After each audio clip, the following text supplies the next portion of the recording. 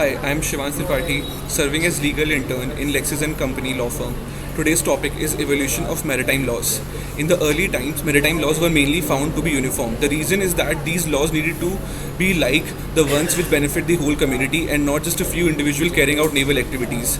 This uniformity in laws also proved to be a hindrance to the growth of nationalism concerning the sea. Uniformity in the laws in the field of maritime eliminated problems related to unpredictability and conflict of law. This idea of maintaining uniformity was first instigated by the combined effort of lawyers and commercial men who founded the Combined Maritime International and the National Maritime Law Association. This concept continues to grow under the aegis of the Intergovernmental Maritime Organization and other United Nations affiliated organizations. The International Maritime Committee was founded in the year 1897 with the view of maintaining uniformity in the national legislation pertaining to maritime matters. The Hague Rule, International Convention on Bill of Lading, the Visible Amendment, and the Salvage Convention are some of the conventions drafted by CMI. The International Maritime Organization of United Nations organization has taken over many functionings of the CMI.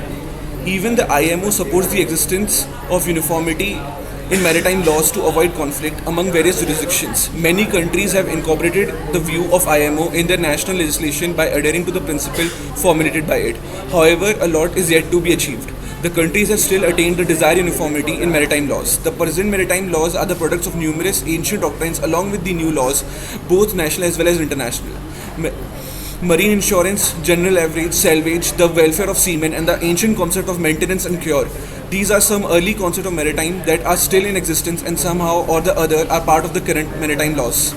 The conscious nature of the basic dangers of seafaring is the prime reason behind the continuous use of some principles. However, other marine activities like naval architecture, cargo handling, and many more have changed significantly.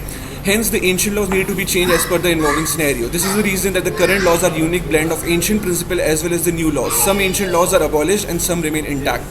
Thank you. If there are any doubts, please mention those in the comment sections.